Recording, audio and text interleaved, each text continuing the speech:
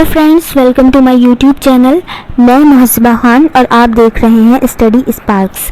जैसा कि आप स्क्रीन पर देख सकते हैं कि आज जो हमारा ये फर्स्ट क्लास है हमारी साइंस की, एंड यहाँ पर हम जो आपका सब्जेक्ट लेकर के चल रहे हैं वो है आपका बायोलॉजी। तो हम बायोलॉजी सब्जेक्ट को लेकर के चल रहे हैं और यहाँ पर हमारा जो फर्स्ट टॉपिक है वो है हमारा आपका डाइजेशन, यानी कि जिसको आप हिंदी में बोलते हैं पाचन क्रियाओं के बारे में हम यहाँ पर फुल डिस्कशन करने वाले हैं। मैं आपको यहाँ पर साइंस की कंप्लीट प्रिपरेशन करवाऊंगी। यहाँ पर आपको कोई भी ऐसा पॉइंट नहीं होगा जो रह जाने वाला है। सबसे पहले हम बायोलॉजी कवर करेंगे, बायोलॉजी के साथ ही साथ हमारी केमिस्ट्री और फिज़िक्स भी आपकी चलती जाएगी। यहाँ पर हमारी पहली वीडियो है जो कि हमारी बायोलॉजी से ली गई है। पहला टॉपिक है हमारा पाचन, इसके बारे में हम यहाँ पर डिस्कशन करने वाले हैं। ये हमारी पहली क्लास है। वीडियो में एंड तक बने रहिए। मेरे चैनल पर नए हैं तो प्लीज़ सब्सक्राइब कर लें, बेल आइकन को ज़रूर प्रेस कर दें। मेरा कोई भी नया नोटिफिकेशन आएगा वो आप लोगों तक पहुंच जाएगा। स्टार्ट करते हैं। तो सबसे पहले तो ये जान लेते हैं कि पाचन होता क्या है। तो पाचन होता है जटिल भोजन का सरल भोजन में बदल जाना। ठीक है, किसके द्वारा? एंजाइमों के द्वारा। मतलब एंजाइमों के द्वारा जटिल भोजन का सरल भोजन में बदल जाना। यानी कि अगर यहाँ से दो क्वेश्चन बनते हैं, एक तो ये बनता है कि पाचन क्या है।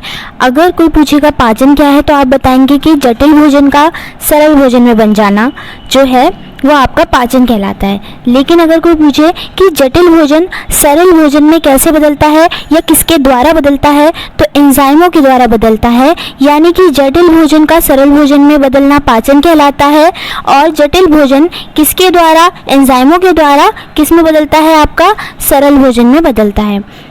आई होप यहाँ पर आपको बात समझ में आ गई हो। चलते हैं नेक्स्ट स्लाइड पे। तो हमारी जो नेक्स्ट स्लाइड है वो है पाचन की 5 प्रक्रियाएं होती हैं। पाचन की प्रक्रियाओं के बारे में इसको भी डिस्कस कर लेते हैं। सबसे पहली है हमारी अंतर्ग्रहण, दूसरी है पाचन, तीसरी है अवशोषण, चौथी है स्वांगीकरण या एकत्रीकरण या इसको इकट्ठा करना भी बोल सकते हैं। पांचवी है हमारी मल परित्याग या निष्कासन। ठीक है, इसके बारे में थोड़ा सा जान लेते हैं। यहाँ पर भोजन सबसे पहले लीवर या आप जिसको बोल सकते हैं यकृत, लीवर या यकृत में इकट्ठा होता है। कुछ भोजन शरीर रख लेता है। देखो, कुछ भोजन क्या है? शरीर रख लेता है, उसको अवशोषित कहते हैं, अवशोषण या जिसको आप एब्जॉर्प्शन भी बोल सकते हैं। और भोजन स्वांगीकरण की प्रक्रिया द्वारा विभिन्न भागों में चला जाता है। देखो, सबसे पहले तो यहाँ पर थोड़ा सा समझ लेते हैं हमारा अंतर्ग्रहण क्या है। अंतर्ग्रहण यानी कि सबसे पहले तो हम भोजन को क्या करेंगे? अपने मुख द्वारा अंतर्ग्रहण करेंगे। फिर पाचन की प्रक्रिया होगी। तो पाचन की प्रक्रिया में सबसे पहले अगर हमारे स्टोमक में जाएगा हमारा भोजन जो है वो सबसे पहले कहाँ पर जाएगा? आपके लीवर में। यानी कि सबसे पहले आपका जाएगा वो आपके यकृत में इकट्ठा हो गया भोजन। अब सारा भोजन जो है वो हमारा शरीर लेता नहीं है। कुछ भोजन जो है वो हमारा शरीर लेता है, जो उसकी अलग अलग भागों में, शरीर के अलग अलग भागों में चला जाता है। उसका निर्धारण भी कौन करता है? आपका यकृत करता है। और किसके द्वारा करता है? तो आपके ब्लड के यानी कि रक्त के द्वारा करता है। यानी कि यकृत, लीवर और ब्लड जो हैं ये निर्धारित करते हैं कि शरीर के कौन कौन से पार्ट्स तक कौन कौन सा भोजन पहुँचाना है। ठीक है, ये इसका निर्धारण ये करते हैं। और जो वेस्ट होता है यानी कि जिनको शरीर नहीं लेता वो कहाँ चले जाते हैं? तो वो स्वांगीकरण की प्रक्रिया के द्वारा विभिन्न भागों में चले जाता है भोजन, वो आपका मल परित्याग के द्वारा निकल जाता है। अब आ जाते हैं नेक्स्ट स्लाइड पे। इसका प्रोसेस भी समझ लेते हैं। प्रोसेस क्या है? पाचन की प्रक्रिया पाचन नाल में चलती है। ठीक है, पाचन की प्रक्रिया किस में चलती है? पाचन नाल में चलती है। और आहार नाल यानी पाचन नाल मुंह से शुरू होकर गुदा तक पर ख़त्म होती है, यानी एनएस पर ख़त्म होती है। इसका प्रोसेस है सबसे पहले तो आपका माउथ में क्या करेंगे? आप सबसे पहले इंसर्ट करेंगे भोजन को। ठीक है, बकल कैविटी जिसको आपको बोलते हैं मुख गुहा। ठीक है, फिर आपका ये जाएगा मुख गुहा में जाएगा। इसके बारे में भी हम इन सब के बारे में बल्कि हम डिटेल डिस्कशन करेंगे कि मुख गुहा क्या है, आपकी बक्कल कैविटी क्या है, आपका पेरिक्स क्या है, large intestine, small intestine, anus, सब के बारे में हम डिस्कशन करेंगे। अब बक्कल कैविटी में जाएगा, उसके बाद आपका पेरिक्स में जाएगा जिसको आप ग्रासनी बोलते हैं, एंड इसके बाद यहाँ पर जाएगा आमाशय में जाएगा, उसके बाद छोटी आंत में जाएगा, बड़ी आंत में जाएगा, फिर एंड गुदा में आएगा। ये था प्रोसेस आपकी पाचन की प्रक्रिया का। यानी कि पाचन की प्रक्रिया किस में चलती है, तो आपको बताना है पाचन नाल में चलती है। ये प्रोसेस से कई बार क्वेश्चन बन चुका है।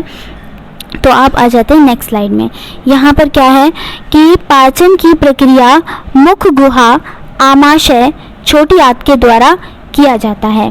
पाचन की प्रक्रिया देखो, एक तो आपकी पाचन की प्रक्रिया कौन कौन कर रहा है, एक तो आपकी मुख गुहा कर रही है, ठीक है, एक आमाशय कर रहा है और एक छोटी आंत कर रही है।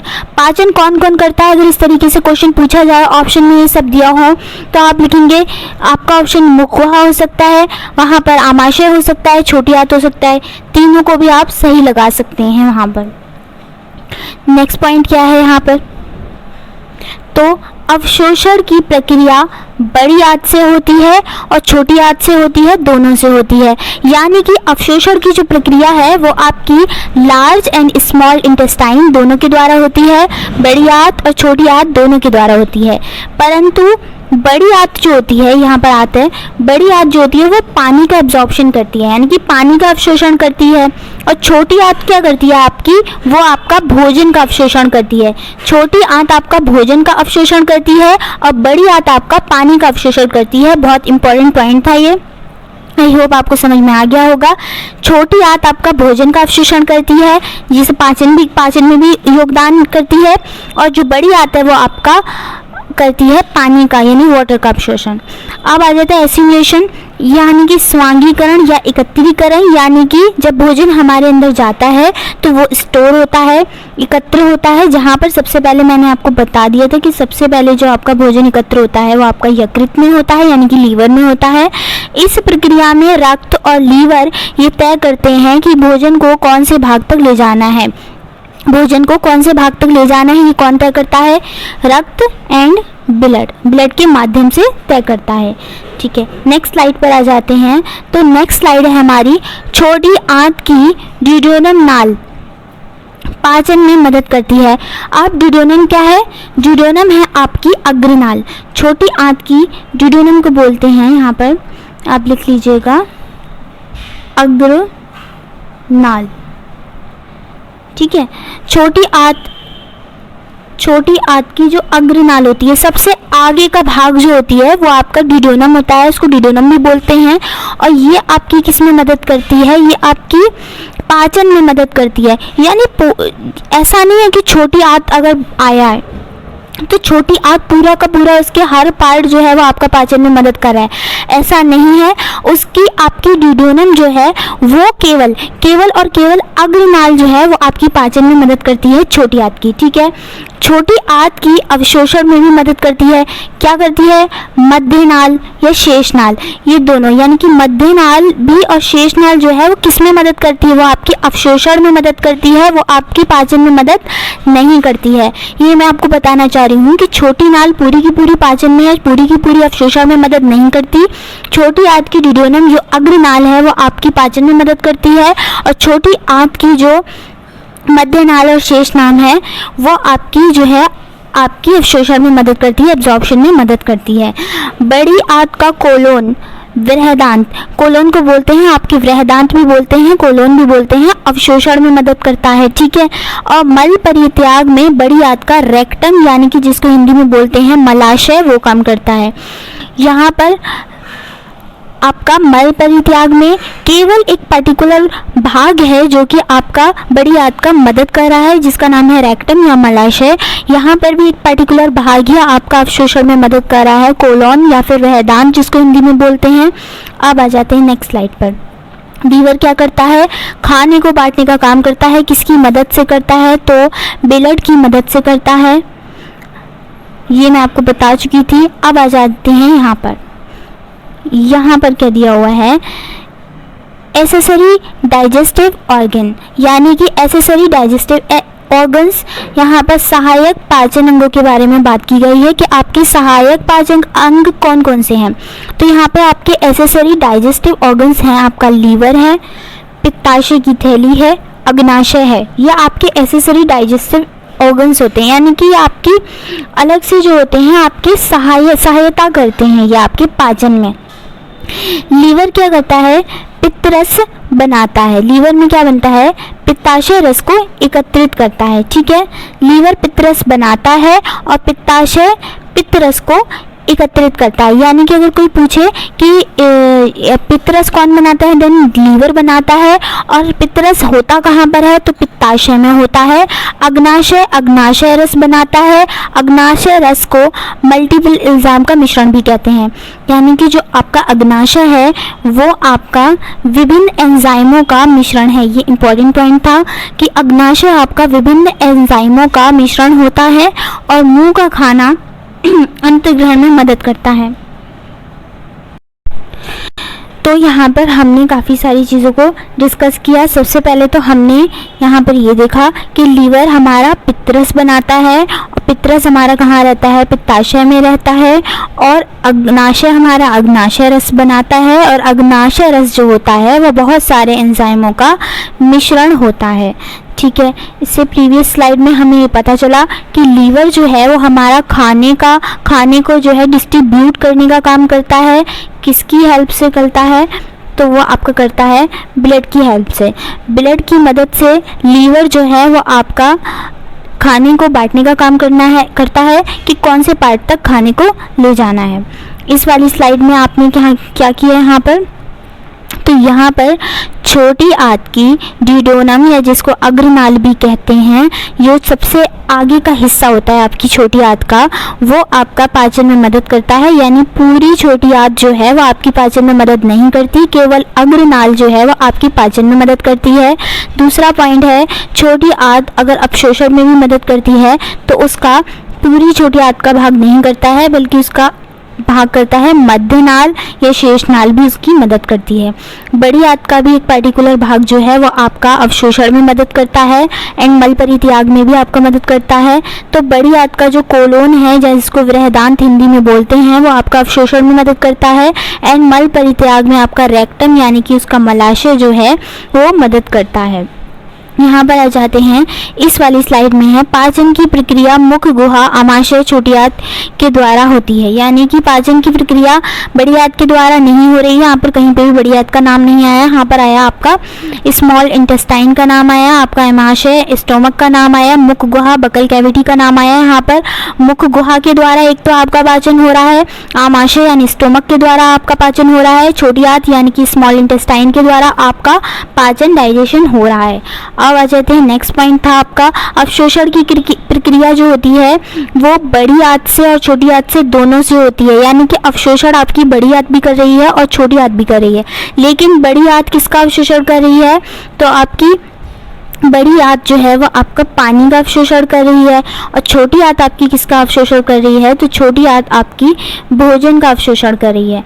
ठीक है, भोजन का अवशोषण कर रही है। एसिमिलेशन यानी स्वांगीकरण या एकत्रीकरण, ये यहाँ पर ये निर्धारित किया जाता है कि कौन सा भाग, सबसे पहले तो एसिमिलेशन एकत्रीकरण वर्ड से ही आपको पता चल रहा होगा कि भोजन एकत्र हो रहा है। सबसे पहले कहाँ एकत्र होता है, तो सबसे पहले लीवर यानी कि यकृत में एकत्र होता है और ये लीवर तय करता है, ब्लड के द्वारा तय करता है कि कौन सा भाग कहाँ पर ले जाना है, शरीर के कौन से अंग तक ले जाना है। इसका प्रोसेस मैं आपको यहाँ पर बता चुकी थी। तो प्रोसेस ये था हमारा कि पाचन की प्रक्रिया सबसे पहले मुख में जाएंगे। ऑफ कोर्स सबसे पहले अगर खाना जाएगा तो सबसे पहले कहाँ जाएगा, सबसे पहले तो मुख में ही जाएगा। फिर आपकी मुख गुहा जिसको बोलते हैं आपका बकल कैविटी में जाएगा। इन सब के बारे में हम डिटेल में डिस्कशन ज़रूर करेंगे। फिर आपका जाएगा ग्रसनी में जाएगा, फिर आपकी ग्रास नली में जाएगा, फिर आपकी अमाशय में जाएगा। मुख गुहा के अंदर आपका टीथ वगैरह ये सब कुछ आ जाता है, आपकी जीभ आ जाती है। इनके बारे में हम बताएंगे, टीथ के बारे में भी डिस्कशन करेंगे कि आपके कितने प्रकार के दांत होते हैं और कितने दांत जो हैं किस एज में निकलते हैं, किस एज में नहीं निकलते हैं। छोटी आंत, स्मॉल इंटेस्टाइन, बड़ी आंत, लार्ज इंटेस्टाइन, गुदा, एनस के बारे में भी यहाँ पर पाचन की प्रक्रियाएं हमने यहाँ पे अंतर्ग्रहण है, आपकी पाचन है, अवशोषण है, स्वांगीकरण या इकट्ठा करना हो गया, एकत्रीकरण भी इसको बोल सकते हैं, मल परित्याग या निष्कासन हो गई है। और भोजन सबसे पहले किस में जाता है? लीवर में। कई बार मैं बता चुकी हूँ, क्वेश्चन बहुत इंपॉर्टेंट है, याद रखने वाली चीज़ है। कुछ भोजन शरीर रख लेता है और कुछ को अवशोषित कर देता है, कुछ को निष्कासित भी कर देता है, जो कि उसका वेस्ट होता है। अब पाचन की प्रक्रिया क्या होती है वो हमने आपको बताया। जटिल भोजन का सरल भोजन में बदलना किसके द्वारा? एंजाइमों के द्वारा। ये प्रक्रिया होती है आपकी डाइजेशन की प्रक्रिया, यानी कि जटिल भोजन का सरल भोजन में एंजाइमों द्वारा परिवर्तन हो जाना आपका पाचन कहलाता है। यहाँ पर हमने पाचन से रिलेटेड काफ़ी सारा डिस्कशन किया। ये हमारी पहली क्लास थी साइंस की। आई होप आपको ये वीडियो पसंद आई होगी। अब मिलेंगे हम नेक्स्ट वीडियो में। इसके आगे यानी कि हम डिस्कशन करेंगे अपनी नेक्स्ट वीडियो में बकल कैविटी के बारे में डिस्कशन करेंगे, फिर आपके ग्रेस नली के बारे में डिस्कशन करेंगे। बहुत सारे टॉपिक्स ऐसे हैं वहाँ उनके बारे में हम सबको डिटेल डिस्कशन करने वाले हैं। और हाँ, मैं आपको ये बता दूं कि सीटेट 2024 सीटेट 2024 के लिए ये वीडियो आपकी बहुत ज़्यादा हेल्पफुल होने वाली है। और यहाँ पर हम बायोलॉजी ही नहीं, केमिस्ट्री एंड फिज़िक्स की भी डिटेल वीडियोस मैं आपके साथ डिस्कस करूँगी। यानी कि आपका एग्ज़ाम जो है, आप पहले आपका 1 दिसंबर को था, अब वो है आपका 15 दिसंबर में।